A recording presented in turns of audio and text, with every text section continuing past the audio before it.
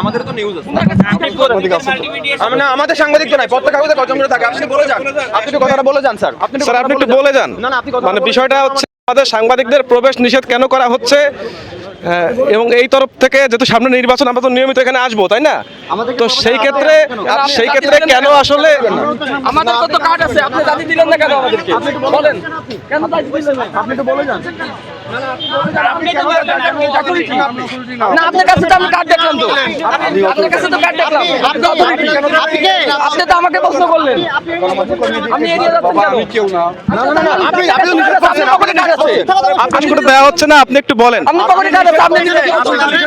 Excuse me, আপনাদের কোন নির্দেশনা আছে কিনা একটু বলেন, যে সাংবাদিকরা প্রবেশ করতে পারবে না, এটার নির্দেশনা আছে কিনা বলেন। এমন কোন নির্দেশনা দিয়েছে কিনা?